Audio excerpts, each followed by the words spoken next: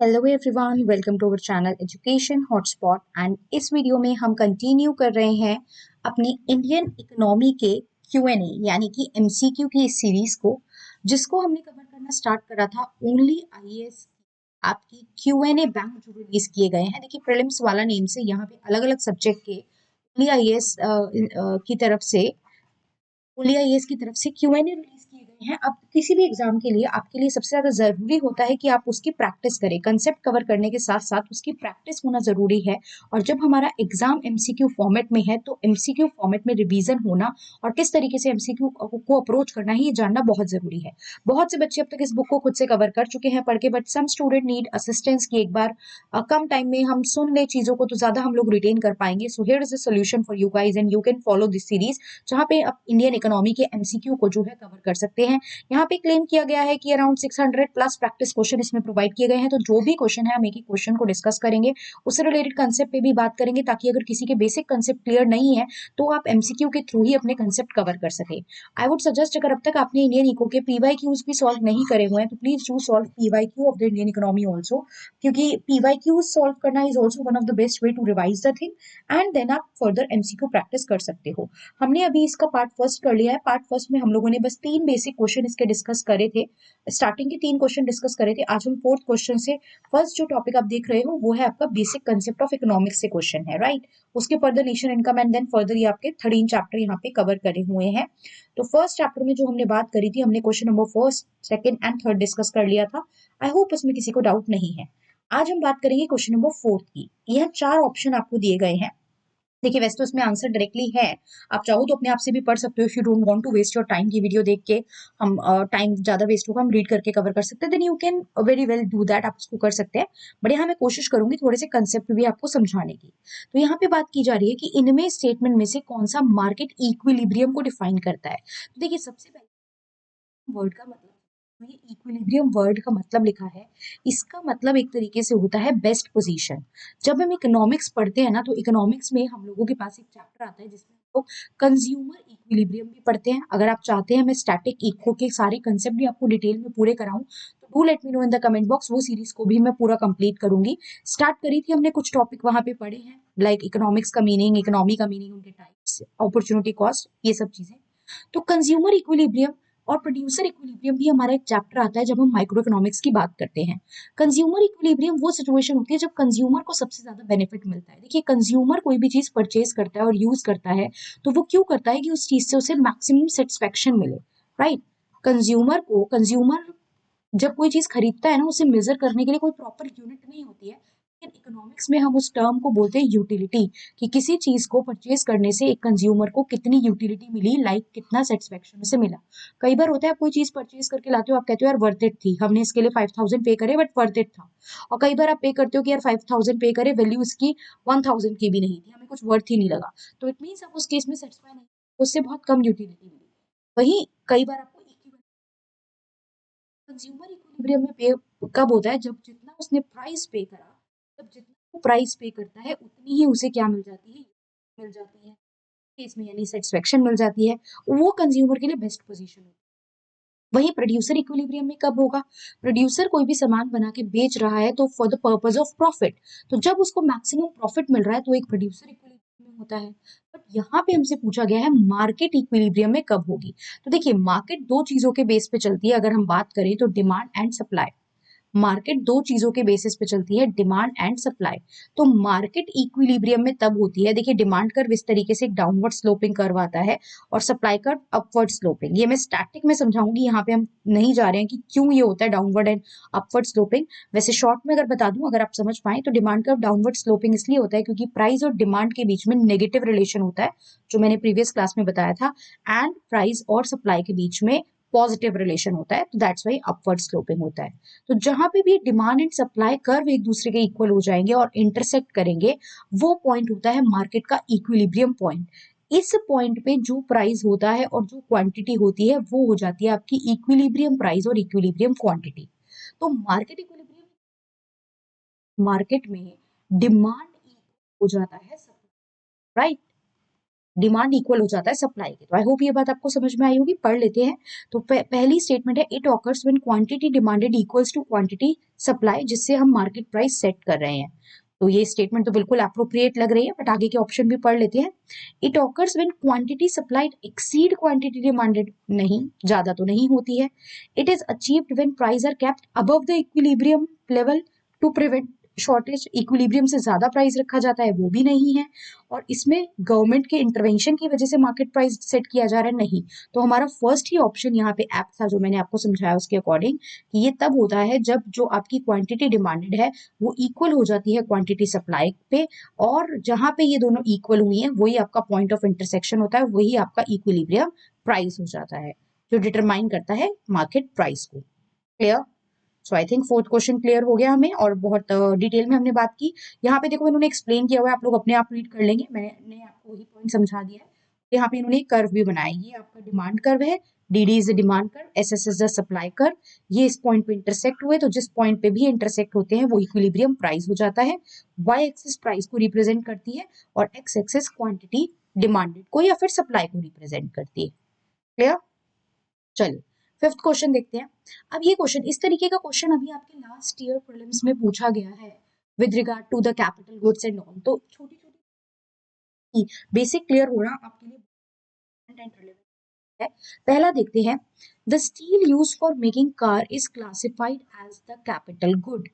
आप कार बनाने के लिए स्टील यूज करो। देखिए कभी भी जब हम किसी गुड्स को किसी और को बनाने में, टू मेक अदर गुड्स, अगर आप किसी गुड का इस्तेमाल करते हो दूसरा गुड्स बना, तो हम उसे कहते हैं इंटरमीडिएट गुड्स। उस टाइम पे वो गुड्स इंटरमीडिएट गुड हो जाता है, राइट? उसको आप एज अ इंटरमीडिएट यूज कर रहे हो to make the another final good. तो यहाँ पे आपका फाइनल प्रोडक्ट जो है वो कार है, आप अल्टीमेटली कार बना रहे हो, और स्टील को आप उसमें यूज कर रहे हो। तो क्या वो कैपिटल गुड है? नहीं, वो कैपिटल गुड तो नहीं है, वो तो इंटरमीडिएट गुड हो गया। Furniture is consumer good. ठीक है, फर्नीचर को आप कंज्यूमर गुड बोल रहे हो, तो पहले बता तो दो कंज्यूमर गुड क्या होते हैं। कंज्यूमर गुड्स वो गुड्स होते हैं जिनको कंज्यूमर परचेज करता है and for the direct use purpose. मतलब आप उसके अल्टीमेट यूजर बनना चाहते हो, आप उसको यूज करके कोई और प्रोडक्शन नहीं करोगे, आप ट्रांसफर नहीं कर रहे हो, you are purchasing the good and ultimate use कर रहे हो आप उसको, राइट? तो फर्नीचर, बिल्कुल, अगर आप फर्नीचर ले रहे हो तो furniture is one of the, furniture can be categorize as consumer good. हाँ, अगर यहाँ पे ये लिखा होता furniture purchase for the resale purpose, अगर यहाँ लिखा होता furniture purchase for the resale purpose, या wood purchase to make furniture, तो वो कंज्यूमर गुड नहीं होता, फिर वो उस केस में इंटरमीडिएरी गुड हो जाता। बट यहाँ क्लियर कट लिखा है फर्नीचर जो है वो कंज्यूमर गुड है, तो ठीक है, ये बात तो आप, मैंने आपको प्रूफ कर दिया कि किस तरीके से घुमा सकता है। यहाँ फर्नीचर लिखा है तो ये गुड है, बट अगर यहाँ लिखा होता would used to make furniture, right, या फिर फर्नीचर किसी और जगह के लिए यहाँ पे लिखा होता, तो वो फिर कंज्यूमर गुड्स नहीं हो जाता। देन बात कर रहा है tractor is classified as intermediary good. अभी मैंने आपको बताया इंटरमीडिएट या इंटरमीडिएट गुड वो होते हैं जब आप क्या कर रहे हो, जब आप किसी और चीज के प्रोडक्शन के लिए उनको यहाँ पे यूज कर रहे हो। बट ट्रैक्टर जो है वो हम एक फाइनल गुड्स में कैटेगराइज करते हैं। ट्रैक्टर को हम एक फाइनल गुड्स या कैपिटल गुड्स में कैटेगराइज करते हैं। देखिए कई बार कैपिटल गुड्स को आप वो गुड्स भी कह सकते हो जिनको परचेज करने में ह्यूज इन्वेस्टमेंट इन्वॉल्व है, और वो लंबे समय तक यूज में आने वाले हैं। ऐसा नहीं है आपने आज यूज करा, कल यूज करा, या साल भर के अंदर उनकी वैल्यू ऑब्सोलीट हो जाएगी, उनकी वैल्यू खराब हो जाएगी, वो लंबे समय तक चलते हैं। तो यहाँ पे आप देख रहे हो सिर्फ ये जो सेकंड स्टेटमेंट था ना वही सही बैठ रहा है कि फर्नीचर जो है वो आपका कंज्यूमर गुड है, ना तो ट्रैक्टर इंटरमीडिएरी गुड में आ रहा है हमारा, ना आपका स्टील जो है वो आपका कैपिटल गुड है। तो ओनली वन स्टेटमेंट यहाँ पे आपका सही है, स्टेटमेंट वन भी इनकरेक्ट हो गया, क्योंकि जो स्टील आप यूज कर रहे हो वो क्या है, मैंने बताया वो इंटरमीडिएरी गुड है। स्टेटमेंट टू आपका करेक्ट हो गया, just wait for a while, statement two correct हो गया कि फर्नीचर जो है वो कंज्यूमर गुड्स है, कंज्यूमर गुड्स वो गुड्स जो सीधा अल्टीमेट कंज्यूमर यूज कर रहा है। स्टेटमेंट थ्री भी इनकरेक्ट हो गया, क्योंकि कैपिटल गुड्स जो है वो जो है बिजनेस यूज करता है प्रोड्यूस करने के लिए अदर गुड्स एंड सर्विसेज को, वो डायरेक्टली कंज्यूमर को सोल्ड नहीं किए जा सकते हैं, राइट? वो डायरेक्टली कंज्यूमर को सोल्ड नहीं किए जा सकते हैं। तो यहाँ पे जो आपकी सेविंग मशीन्स जो है आयरन वगैरह से यूज हो रही हैं, आप क्लोथ स्टिच करने के लिए करते हो, वो डायरेक्टली कंज्यूमर जो सॉरी सेविंग मशीन जो सिलाई वाली मशीनें होती है ना, उसमें जो आयरन से बन रही है वो क्लोथ स्टिच करने के लिए आप यूज करते हो, तो वो कंज्यूमर गुड्स में काउंट हो सकती है, राइट। लेकिन ट्रैक्टर जैसे गुड जो है they are not considered as the intermediate good, they are considered as a capital goods. चलिए फर्दर हम बात करते हैं, which of the following statement best define the opportunity cost. Opportunity cost पे स्टैटिक इको में मैंने एक डिटेल वीडियो भी बनाई है, ध्यान से इसको एक एग्जांपल से समझेंगे, मैं यहाँ दोबारा समझा देती हूँ, वैसे वो वीडियो आप डिटेल में देख सकते हैं, बट अपॉर्चुनिटी कॉस्ट की मैं बात करती हूँ, मैं एक एग्जाम्पल से बात कर मैं एग्जाम्पल से आपको समझा रही हूँ। फॉर एग्जाम्पल आप मान के चलिए हम एक डॉक्टर हैं, राइट, मिस्टर ए अभी अपना एक प्राइवेट क्लिनिक ओपन करके बैठे हैं, राइट, प्राइवेट क्लिनिक ओपन करके बैठे हैं जहां से इनको अराउंड लेट से 2 लाख रुपए की अर्निंग हो जाती है मंथली, राइट। डॉक्टर बोल रहे हैं तो थोड़ा अकॉर्डिंगली अर्निंग हम सेटिस्फाई करें, तो 2 लाख रुपीज अर्निंग। अगर वो ये प्राइवेट क्लिनिक ओपन ना करते तो उनके पास दो ऑप्शन थे, या तो वो किसी गवर्नमेंट हॉस्पिटल में काम करते या फिर वो प्राइवेट हॉस्पिटल में काम करते, राइट। गवर्नमेंट हॉस्पिटल में करते या प्राइवेट हॉस्पिटल में करते। अब अगर वो गवर्नमेंट हॉस्पिटल में करते तो उन्हें जो सैलरी थी वो मिल रही थी 1.8 लाख की, और वो प्राइवेट में करते तो यहाँ पे उन्हें मिल रहा था लेट से 2 लाख, इतना ही मिल रहा था। लेकिन उन्होंने यहाँ पे इन दोनों ऑप्शंस को छोड़ के क्या चूज करा, इन दोनों ऑप्शंस को छोड़ के उन्होंने अपना प्राइवेट क्लिनिक ओपन करा। तो अपॉर्चुनिटी कॉस्ट वो कॉस्ट होती है जो जिस जगह पे आप प्लेस हो उसके बाद जो नेक्स्ट बेस्ट ऑप्शन था, अगर वो ये ना करते तो ये दो ऑप्शन थे, ये दो और अपॉर्चुनिटीज थी उनके पास, इन दोनों में से बेस्ट अपॉर्चुनिटी कौन सी थी, ये प्राइवेट हॉस्पिटल वाली 2 लाख। तो मिस्टर ए के लिए ये अपॉर्चुनिटी कॉस्ट ये 2 लाख हो गया, राइट। 2 लाख वो नहीं जो वो अर्न करे, 2 लाख वो जो उन्होंने इस पर्टिकुलर जिस जगह वो है उसके लिए जो ऑप्शंस छोड़े उसमें से जो बेस्ट ऑप्शन था। तो अगर मैं बेसिक डेफिनेशन की बात करूं आपसे अपॉर्चुनिटी कॉस्ट की, तो the next best alternative for gone, the next best मतलब जहां आप अभी हो उसके अलावा जो दो दो तीन चार पांच जितने भी ऑप्शन है उसमें से जो बेस्ट है वो आपका होता है अपॉर्चुनिटी कॉस्ट। क्लियर, एग्जाम्पल के थ्रू आई थिंक चीज समझ में आई होगी अपॉर्चुनिटी कॉस्ट का कंसेप्ट है क्या। तो अब यहाँ पे एक बार देख लेते हैं, it is a total monetary cost incurred when purchasing a good, मतलब एक सामान को खरीदते हुए जितना पैसा आप दे रहे हो, ऐसा मैंने कहीं बोला है आपको, नहीं। The loss in the cost of benefit from the next best alternative when making a choice, ऐसा ही कुछ मैंने आपसे बोला ना कि जब आप मतलब जो बेनिफिट आपको मिल रहा था नेक्स्ट बेस्ट ऑल्टरनेटिव से जब आप चॉइस करते हो, राइट, आपको जो लॉस हो रहा है, मतलब आप अभी इस पर्टिकुलर जगह पे हो, ये दो ऑप्शन आप चूज कर सकते थे तो आपने इसको चूज करने के लिए ये दोनों छोड़े हैं, ये दोनों आपको लॉस हुए हैं, इनमें से जो बेस्ट है वो आपकी अपॉर्चुनिटी कॉस्ट होती है, राइट। चलिए अब आगे भी स्टेटमेंट पढ़ लेते हैं। It is a cost that refer to the direct expenses, direct खर्चे जो बिजनेस के डिसीजन में है, ऐसा कुछ भी नहीं है। अपॉर्चुनिटी कॉस्ट एक्स्ट्रा कॉस्ट है, एडिशनल कॉस्ट है, जो आप एक यूनिट को और ज्यादा प्रोड्यूस करने में लगाते हो, ये मैं आपको समझाऊंगी, ये अपॉर्चुनिटी नहीं होती है, ये मार्जिनल कॉस्ट होती है। जब पर यूनिट एक्स्ट्रा जो एक चीज को प्रोड्यूस करने से आपका जो एक्स्ट्रा कॉस्ट लगता है उसे हम मार्जिनल कॉस्ट कहते हैं। तो जब भी पर यूनिट एक्स्ट्रा वर्ड आता है तो माइंड में मार्जिनल रखना है। एंड नेक्स्ट बेस्ट ऑल्टरनेटिव की बात होती है तो आंसर हो जाएगा अपॉर्चुनिटी कॉस्ट। डिटेल में मैंने आपको समझा भी दिया है, आई होप अब किसी को इस क्वेश्चन में कोई कंफ्यूजन नहीं है। Let's move to the further question, आप चाहो तो यहाँ पे रीड भी कर सकते हो, मैंने सिंपल लैंग्वेज में आपको समझाने की कोशिश की है। यहाँ पे वो पूछ रहा है इनमें से स्टॉक वेरिएबल कौन सा है। देखिए अब यहाँ पे इकोनॉमिक्स में हमारे पास एक कंसेप्ट आता है, एक होता है स्टॉक, एक होता है फ्लो। स्टॉक आपको नाम से समझ में आ रहा है स्टैटिक है, स्टॉक में मूवमेंट बहुत ज्यादा नहीं होती है, स्टॉक मतलब फिक्स चीज, स्टॉक मतलब फिक्स चीज। वही जब हम वेरिएबल की बात करते हैं, right, when we are using the word variable, तो वेरिएबल जो है सॉरी फ्लो जो है वो डायनेमिक है, वो चेंज होता रहता है, फ्लो जो है वो डायनेमिक है। स्टार्ट ये स्टॉक जो है जब तक आप इसमें एडिशन नहीं कर रहे हो, जब तक आप इसमें कुछ चेंजेस अपनी तरफ से नहीं कर रहे हो तब तक इसमें चेंज नहीं आता है, लेकिन ये फ्लो कीप्स ऑन चेंजिंग। ये आप स्टॉक की जब किसी भी चीज को आप स्टॉक कहते हो ना, तो आप उसे एक स्पेसिफिक पॉइंट ऑफ टाइम पे मेजर कर सकते हो कि अभी इस पर्टिकुलर समय पे मेरे पास ये चीज इतनी रखी है। और फ्लो हम over a period of time देखते हैं, एक साल एक महीने में कितनी कितनी चीजें यहाँ पे हमारे पास हैं। एग्जाम्पल से ज्यादा बेटर समझ में आएगा, अभी तो मैं कुछ वर्ड आपको बस बता रही थी, जैसे कि आपके बैंक अकाउंट में कितना पैसा है, मनी इन अकाउंट, अभी इस पर्टिकुलर टाइम पे आपके बैंक अकाउंट में कितना पैसा है, अगर मैं ये पूछूं तो आप देखेंगे आपके अकाउंट में कितना पैसा है, वो अभी for example that is the stock that you are having, right.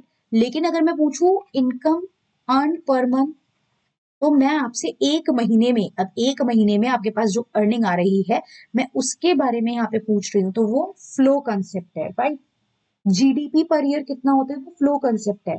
Total population हमारी कंट्री की अभी पर्टिकुलर टाइम पे, देखिए लंबे समय में तो सारी चीजें फ्लो चली जाती हैं, लंबे समय की बात करो तो हर चीज फ्लो है, सब चीजों में चेंज आता है, लेकिन अभी पर्टिकुलर एट अ पॉइंट में अगर आपसे कोई चीज पूछूं तो वो स्टॉक कहोगे या फ्लो कहोगे, उस चीज पे हमारा टॉपिक जो है वो रिलेटेड है, राइट। फ्लो जो होता है वो quantity over a period of time होती है, जैसे एक दिन में, एक महीने में, एक ईयर में, तो वो टाइम डायमेंशन की बात करता है और चेंज शो करता है। और ये जो होता है ये कहता है at a specific point of time, इस पर्टिकुलर पॉइंट ऑफ टाइम पे, राइट, अभी के टाइम पे। डन। तो अब हम देखते हैं यहाँ पे वो क्वेश्चन पूछ रहा है जी, ये जो चार ऑप्शन हमने दिया उसमें से स्टॉक वेरिएबल कौन सा है। तो देखिए पहला उसने लिखा है आउटपुट, पहला उसने लिखा है आउटपुट, आउटपुट होता है टोटल प्रोडक्शन, जो भी आप प्रोड्यूस कर रहे हो आपका आउटपुट।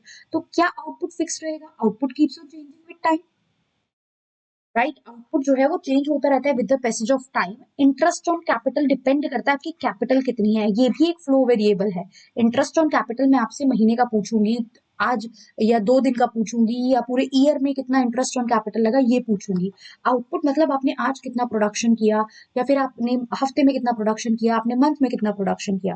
बट वही मैं कैपिटल की बात करूं, मतलब आपके पास कितना पैसा है जो आपके बिजनेस में लगा हुआ है, या फिर आपकी वेल्थ कितनी है। तो ये जो है ये स्टॉक कंसेप्ट में आते हैं, क्योंकि ये मैं आपसे पूछूंगी फॉर एग्जांपल अभी आपके पास कितनी कैपिटल है, राइट नाउ कैपिटल कितनी है आपके पास, क्योंकि कैपिटल रोज रोज बिजनेस में एड ऑन नहीं की जाती है, over a period of time यहाँ पे बीच में आप एडिशनल कैपिटल लगाते हो, राइट। तो कैपिटल और वेल्थ जो है वो मैं at a specific point of time की वैल्यू आपसे पूछती हूँ। सो दैट्स वाई अगर इन चारों में से स्टॉक वेरिएबल पूछा जाए तो हमारे पास कैपिटल एक स्टॉक वेरिएबल है एंड वेल्थ एक स्टॉक वेरिएबल है, तो यहाँ पे आंसर हो जाएगा 2 and 3 ओनली, राइट। बाकी इन्होंने ये एक्सप्लेन किया जो मैंने आपको बताया, आप एक बार रीड कर सकते हो और कोई कंफ्यूजन हो तो आप पूछ सकते हो। कैपिटल जो है वो एक स्टॉक कंसेप्ट है, वेल्थ बैंक में जो डिपॉजिट मैंने भी एग्जांपल दिया, पॉपुलेशन, आपके नेशन में डेप्थ कितना है इस पर्टिकुलर टाइम पीरियड पे, ये सब चीजें आपकी स्टॉक लेवल के कंसेप्ट हैं। फ्लो आपकी इनकम कितनी है, जैसे मैंने बोला income per month, income per year, output कितना है, प्रॉफिट्स कितने हो रहे हैं, इंटरेस्ट ऑन कैपिटल क्या है, ये सारे आपके फ्लो कंसेप्ट हैं। अगला क्वेश्चन देखते हैं किससे रिलेटेड है। अच्छा, अब अगला क्वेश्चन प्राइस और डिमांड से रिलेटेड है। अगला question is regarding to theory of demand. अच्छा, अब if you want me to cover, मतलब एक्चुअली मैं आप चाहते हो कि मैं स्टैटिक भी कवर करूं, तो उसमें मैं आपको कंज्यूमर इक्विलिब्रियम चैप्टर कवर कराऊंगी, राइट, जिसमें मैं पीपीसी वगैरह के कंसेप्ट, कंज्यूमर इक्विलिब्रियम क्या होता है, अप्रोचेस क्या है कंज्यूमर इक्विलिब्रियम की, ये देखेंगे। उसके बाद वहां पे हम डिमांड पढ़ेंगे, जिसमें हम डिमांड का मीनिंग, लॉ ऑफ डिमांड पढ़ेंगे। उसके बाद हम वहाँ सप्लाई पढ़ेंगे, जिसमें हम supply, law of supply, factor affecting supply, ये सब चीजें पढ़ेंगे। उसके बाद हम यहाँ इलास्टिसिटी ऑफ डिमांड भी पढ़ेंगे। If you want then I can continue this series, तो आप लोग मुझे कमेंट करके बताएंगे। इस तरीके से हम वहाँ माइक्रो के कंसेप्ट सारे डिटेल में भी पढ़ सकते हैं। यहाँ पे अब आपसे पूछ रहा है कि बताइए कि प्राइस किस तरीके से डिमांड पे इम्पैक्ट डालता है, अलग अलग गुड्स की, अलग अलग गुड्स की किस तरीके से इम्पैक्ट डालता है प्राइस। मैं आपको पहले इसमें कुछ टाइप्स ऑफ गुड समझाती हूँ, फिर हम इस क्वेश्चन पे आएंगे, ये एक टॉपिक ही हमारा हो जाएगा। देखिए ध्यान से समझते हैं, wait just wait for guys. अब मैंने आपको एक नॉर्मल सा केस लास्ट क्लास में भी बताया था शायद, कि प्राइस से हम डिमांड की बात करते हैं, तो यहाँ टाइप्स ऑफ गुड वो लेना चाह रहा है, राइट। तो टाइप्स ऑफ गुड को कैटेगराइज करते हैं सबसे पहले हम नॉर्मल गुड्स में, सबसे पहले हम बात करते हैं नॉर्मल गुड्स के केस में। तो जनरली नॉर्मल गुड्स के केस में क्या होता है कि जब किसी चीज का प्राइस बढ़ता है, तो क्योंकि उसका प्राइस बढ़ गया, वो महंगी हो गई, तो हम उसकी डिमांड कम कर देंगे। हम वेट कर सकते हैं ना थोड़ा टाइम, उसका प्राइस बढ़ गया है अभी, तो हम उसकी डिमांड को कम कर देंगे, यूजुअली ऐसा ही होता है। महंगी चीज हो गई है तो हम डिमांड कम कर देंगे, ये नॉर्मल गुड्स का केस है। और वहीं अगर वो सस्ती हो जाती है तो कंपैरेटिवली हम डिमांड ज्यादा कर देंगे। ऑल दो एक्सेप्शंस भी होती है, तो अभी आप ये नहीं बोलोगे कि ऐसे कैसे ज्यादा कर देंगे, इस केस में तो नहीं करते, उसमें तो नहीं करते, वो एक्सेप्शंस होती है लॉ ऑफ डिमांड की, राइट। तो नॉर्मल गुड में हम मान के चलते हैं प्राइस बढ़ेगा तो डिमांड कम, एंड प्राइस कम तो डिमांड ज्यादा, नेगेटिव रिलेशन, इनवर्स रिलेशन। वहीं हम बात करते हैं रिलेटेड गुड्स की। अब ध्यान से समझना, रिलेटेड गुड्स होते हैं दो टाइप के, एक होते हैं आपके सब्स्टिट्यूट गुड्स, सब्स्टिट्यूट गुड्स प्रतिस्थापन वस्तुएं और होती है कॉम्प्लीमेंट्री गुड्स पूरक वस्तुएं। कॉम्प्लीमेंट्री गुड्स पूरक वस्तुएं, सबसे पहले हमें समझना पड़ेगा ये एग्जैक्टली होती क्या है। तो जब मैं बात कर रही हूँ सब्स्टिट्यूट गुड्स की, तो सब्स्टिट्यूट गुड्स ऐसे गुड्स होते हैं जो एक की जगह दूसरे यूज किए जा सकते हैं। For example T and coffee, right. हम पूछते हैं ना टी एंड कॉफी, तो एक की जगह, अब देखिए इसमें भी एक्सेप्शन, हम ये नहीं कहेंगे हम तो कॉफी पीते ही नहीं, हम तो टी लवर, हम तो टी ही पीते हैं, हम तो कॉफी ही पीते हैं। Just leave this kind of thoughts, अब जनरल समझ के चलिए। सब्स्टिट्यूट गुड मतलब आप एक की जगह दूसरा यूज कर सकते हो, टी नहीं अवेलेबल तो कॉफी की तरफ हम स्विच करते हैं, या फिर फ्रूटी या Maaza, right. Frooti and Maaza, ये हमने समझ लिया substitute good that can be used in place of one another. आप चाहो तो लिख लो उसका meaning, substitute good are those goods that can be used in place of one another. अब होगा क्या इसमें, हम क्या देखते हैं, यहां हम देख रहे थे कि टी का प्राइस बढ़ गया तो टी की डिमांड कम हो गई, राइट। जिस गुड का प्राइस बढ़ा हम उसी गुड्स की डिमांड की बात कर रहे थे, लेकिन रिलेटेड गुड में हम देखते हैं कि एक के प्राइस का दूसरे की डिमांड पे क्या असर पड़ता है। तो ध्यान से समझेंगे, अगर टी का प्राइस बढ़ गया है, अगर टी का प्राइस बढ़ गया है, टी महंगी हो गई है, तो लोग क्या करेंगे, people will now start switching towards coffee. T बढ़ी है तो टी की डिमांड कम करेंगे ना, लेकिन कॉफी की डिमांड तो लोग बढ़ा देंगे ना, क्योंकि ये सब्स्टिट्यूट गुड है, एक की जगह दूसरे यूज हो सकते हैं।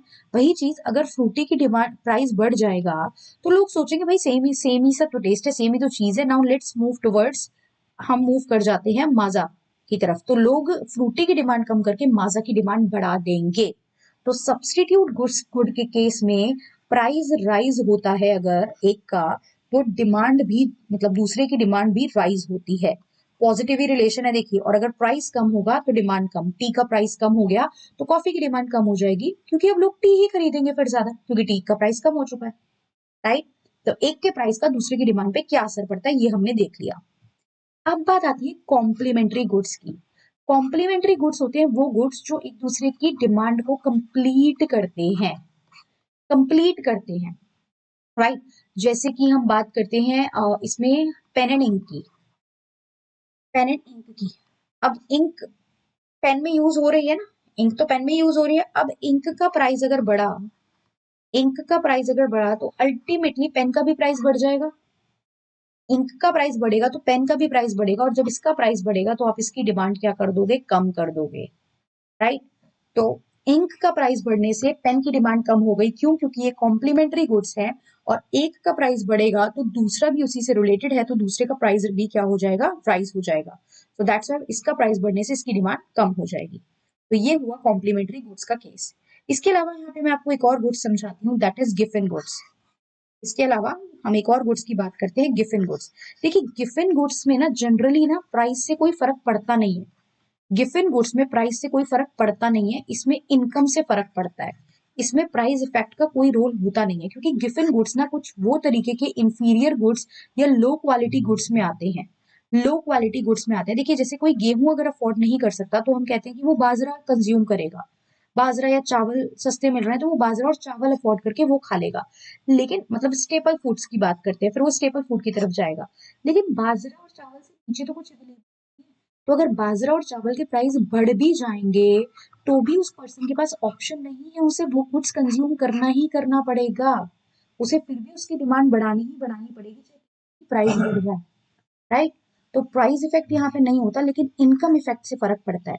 अगर आप इंफीरियर गुड या गिफिन गुड खरीद रहे हो और आपकी इनकम बढ़ जाए तो आप इस गुड्स को खरीदना बंद करके आप नॉर्मल गुड्स खरीदने लग जाओगे, क्योंकि अब आई हैव द मनी, अब आई हैव द मनी, तो यहाँ प्राइस का इम्पैक्ट नहीं पड़ता है।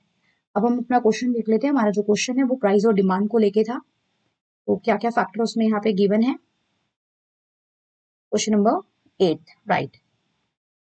An increase in the price of a normal good will generally lead to decrease in the quantity demanded. Price जब नॉर्मल गुड का बढ़ेगा तो हम उसकी डिमांड कम कर देंगे, बिल्कुल सही बात है, okay done. The goods whose demand decreases with increase in price are called Giffen good. वो कह रहा है गिफन गुड वो होते हैं जिनकी डिमांड कम, गिफन गुड का जब प्राइस जो है वो इंक्रीज हुआ तो डिमांड कम हो गई। मैंने अभी आपको बताया गिफन गुड पे प्राइस का इम्पैक्ट पड़ता ही नहीं है, प्राइस बढ़ भी रहा है तो भी आपके पास ऑप्शन नहीं है इससे नीचे जाने का, आपको ये गुड्स परचेज करने ही पड़ेंगे। गिवन गुड में प्राइस से नहीं इनकम से इम्पैक्ट पड़ता है, तो ये बात आप गलत कह रहे हो।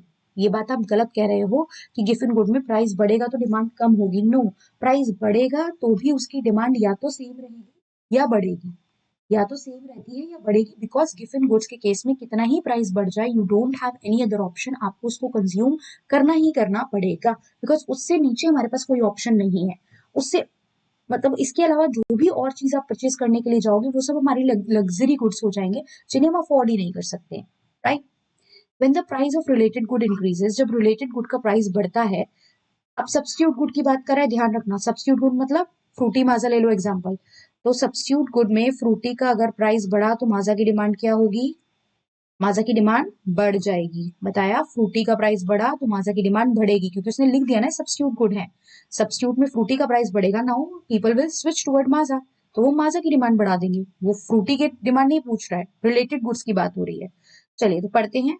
When the price of the related goods increases the demand for substitute good tend to rise. बिल्कुल सही बात बोल रहे हो आप, यहाँ सब्स्टिट्यूट की बात है, कॉम्प्लीमेंट्री की है ही नहीं। तो जब प्राइस बढ़ेगा तो हम दूसरे गुड्स की डिमांड क्या, दूसरे गुड की डिमांड क्या करते हैं, बढ़ा देते हैं। ये बात भी ठीक है, फर्स्ट भी ठीक है, सेकंड गलत है। आई होप डिटेल में क्लियर हो गया होगा कि क्यों फर्स्ट एंड थर्ड ठीक है, राइट। अपने पास आप लोग साधारण सी थोड़ी सी भाषा में लिख भी सकते हो ये चीजें। अब रीड आप कर लोगे, मैंने समझा दिया अपने पार्ट पे, यहाँ पे जो भी लिखा है ये आप लोग रीड करेंगे। मैंने डिटेल में आपको समझा दिया, मैं रीड करके डबल ट्रिपल टाइम नहीं लगा रही हूँ। अब वो बात कर रहा है कि इन्वेंट्री का मतलब बताइए, इकोनॉमिक्स में इन्वेंट्री मतलब क्या होता है। देखिए इन्वेंट्री ना एक तरीके से स्टॉक है जो आपके पास रखा हुआ है। इन्वेंट्री एक तरीके से स्टॉक है जो आपके पास रखा हुआ है। स्टॉक में जो भी स्टॉक आपके पास रखा हुआ है, आप जब काम कर रहे हो, आप जब प्रोडक्शन कर रहे हो ना, तो आपके पास कुछ कच्चा माल रखा होगा, रॉ मटेरियल। कुछ ऐसा होगा जो आधा रेडी हो गया है, अभी पूरी तरीके से रेडी नहीं है, वर्क इन प्रोग्रेस है, WIP is work in progress. और कुछ ऐसा होगा जो पूरी तरीके से कंप्लीट हो चुका होगा, यानी कि फिनिश्ड गुड। कुछ ऐसा होगा जो कंप्लीट हो चुका है यानी कि फिनिश्ड गुड। तो ये सारे के सारे आपकी इन्वेंट्री में जाते हैं। इन्वेंट्री एक तरीके से क्या है, स्टॉक है जो एक पर्टिकुलर पॉइंट ऑफ टाइम पे आप मेजर कर सकते हो। उसमें सारी चीजें जाती हैं, जो भी आपके पास रॉ मटेरियल रखा है जिसको आप प्रॉपर सेल करने वाले हो, रीसेल करोगे, अभी अनसोल्ड है, सारी चीजें आपकी जाएंगी। Raw material, work in progress, finished good सब जाएगा। अब उसके रिकॉर्डिंग हम देखते हैं कि उसके अकॉर्डिंग हम यहाँ स्टेटमेंट देखते हैं कि कौन सी स्टेटमेंट जो है सबसे बेस्ट डिस्क्राइब कर रही है। इन्वेंट्री एक फ्लो वेरिएबल है। स्टॉक, वो स्टॉक वेरिएबल मत समझना इसको, स्टॉक मतलब जो भी हमारे पास सामान रखा हुआ है, ये बात हुई है। फ्लो वेरिएबल है, सेल होगी तो निकलेगा ना इसमें से सामान। And is treated as fixed investment, flow तो है लेकिन ये फिक्स्ड इन्वेस्टमेंट तो नहीं है, क्योंकि ये परमानेंट तो मेरे पास नहीं रहेगी, या ना ये मुझे कोई रिटर्न करके देगी इस तरीके का जो ह्यूज अमाउंट वाला रिटर्न है।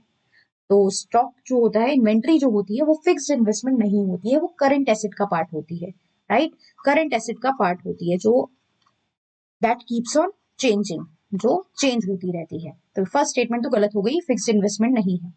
Inventory investment include only unsold finished good, मतलब ये सिर्फ फिनिश्ड गुड को इंक्लूड करती है, रॉ मटेरियल को नहीं। एक्सक्लूड रॉ मटेरियल गलत बात, मैंने भी बताया, चाहे रॉ मटेरियल हो, चाहे आधा बना हुआ माल हो, वर्क इन प्रोग्रेस हो, चाहे फिनिश्ड गुड हो, ये सारी चीजें इन्वेंट्री में जाती हैं, तो ये बात भी गलत हो गई। तीसरा, value of inventory is calculated by subtracting sales from fixed business investment. इन चीजों का इन्वेंट्री से कोई कनेक्शन ही नहीं है, बल्कि इन्वेंट्री जो रेडी हो रही है उसमें से आप कोई चीज सेल कर रहे हो। तो इन्वेंट्री इज जो भी आपने प्रॉपर परचेज करा है in the form of raw material, उसके बाद आधा उसको आपने कन्वर्ट कर लिया या पूरा कन्वर्ट कर लिया है। सो ये भी स्टेटमेंट ठीक नहीं है। चेंजेस इन इन्वेंट्री, इन्वेंट्री में जो हमारे चेंज आता है, जो आप सामान इन्वेंट्री में चेंज कब आएगा, या तो आप नया रॉ मटेरियल ले आओ या फिर आप सेल कर दो। सेल से आता है या फिर परचेज से भी आता है। परचेज से भी तो इन्वेंट्री बढ़ जाएगी आपकी, सेल से इन्वेंट्री कम हो जाएगी, परचेज से इन्वेंट्री बढ़ जाती है। तो चेंज इन इन्वेंट्री या तो प्लान हो सकता है या अनप्लान्ड भी हो सकता है, which impact of firm production dynamics. बिल्कुल, इन्वेंट्री देखिए ज्यादा कम होना इन्वेंट्री का, उससे प्रोडक्शन पे तो इम्पैक्ट पड़ता ही है ना। इन्वेंट्री ज्यादा है या कम है उससे प्रोडक्शन पे इम्पैक्ट पड़ता है, और ये प्लान और अनप्लान दोनों हो सकता है। कई बार हम प्लान करके परचेज कर रहे हैं, कई बार मान लो नॉर्मली लॉस हो गया, कई बार नॉर्मल लॉस हो गया, या कुछ गुड्स का ऑब्सोलीट हो गए, तो उस केस में हमारी इन्वेंट्री कम भी हो सकती है। चेंज में उसने कहीं नहीं बोला कि बढ़ेगी, बढ़ भी सकती है और कम भी हो सकती है। तो कई बार तो आपका चेंज इन इन्वेंट्री प्लान भी हो सकता है, या सम टाइम वो अनप्लान्ड भी होता है। तो बिल्कुल यहाँ पे डी भी हमारा करेक्ट है। तो 10th क्वेश्चन आज 10th तक कवर करेंगे। अगर आपको एक्चुअली में पसंद आ रही है और चीजें समझ में आ रही हैं तो please do let me know in the comment box, so that I get motivated and जल्द से जल्द मैं और भी ज्यादा क्वेश्चन कवर करा के आपके टॉपिक पूरी मैगजीन हम जल्द से जल्द कंप्लीट कर सके। अब वो बात कर रहा है कि इंटेंजिबल एसेट्स इन्वेस्टमेंट कौन कौन सी हैं। तो सबसे पहले आप ये वर्ड समझ लीजिए, टेंजिबल कोई भी वो चीज होती है जिसकी फिजिकल है, जिसे आप डायरेक्टली देख छू सकते हो, सामने प्रेजेंट एग्जिस्टेंस है, देख सकते हो। इंटेंजिबल वो एसेट्स हैं डायरेक्टली देख छू नहीं सकते हैं। इंटेंजिबल एसेट्स कह लो, इंटेंजिबल इन्वेस्टमेंट कह लो, ये वो चीजें होती हैं जो डायरेक्टली फिजिकल एग्जिस्टेंस में नहीं है, राइट, जो डायरेक्टली फिजिकल एग्जिस्टेंस में नहीं है। जैसे कि मशीन, बिल्डिंग्स वगैरह, मशीन हो गई, बिल्डिंग हो गई, इनकी फिजिकल एग्जिस्टेंस है, लॉन्ग टर्म है, बिजनेस की ग्रोथ के लिए रिक्वायर्ड है। मशीन हो गई, बिल्डिंग हो गई, राइट।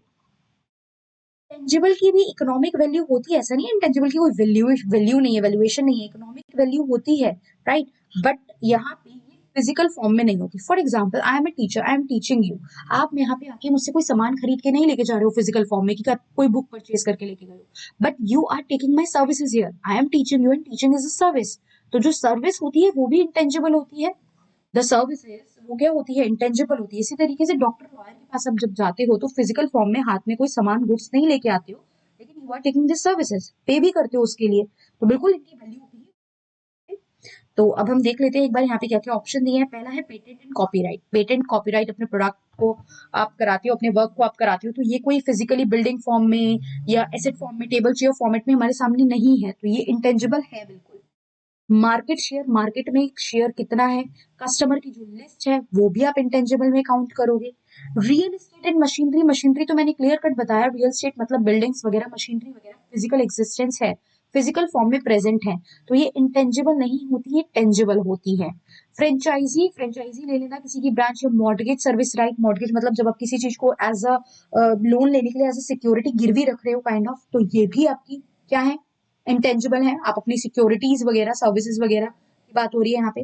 प्लस इंपोर्ट पे जो कोटा मिल रहा है, या ब्रांड नेम है, तो ब्रांड का नेम भी इंटेंजिबल में है। ब्रांड नेम की अपनी फिजिकल एग्जिस्टेंस नहीं होती है, वैल्यू है, ब्रांड नेम वर्क करेगा, ब्रांड नेम के अपने फंक्शंस होते हैं। जैसे I am a teacher, teaching की वैल्यू है, बहुत सारे टीचर्स आपको पढ़ाते हैं अलग अलग प्लेटफॉर्म पे, उसकी वैल्यू है। आप सर्विसेज ले रहे हो, बहुत जगह आप पेड क्लासेस भी लेते हो, सर्विसेज के लिए आप पे भी करते हो, बट फिजिकल एग्जिस्टेंस में वो चीजें नहीं है। तो यहाँ पे सिर्फ थर्ड पॉइंट था जो इंटेंजिबल में नहीं आता है, आपके इंटेंजिबल में आते हैं। तो आंसर हो जाएगा 1, 2, 4 एंड 5। सो या आंसर इज 1, 2, 4 एंड 5। क्लियर? एक बार अब आप यहाँ से इसको रीड कर लेंगे, इंटेंजिबल के सारे ऑप्शंस यहाँ पे दिए हुए हैं, तो आप एक बार रीड कर लेंगे, एंड उसके बाद अगर कोई डाउट होगा तो आप वो मुझसे क्लियर करेंगे।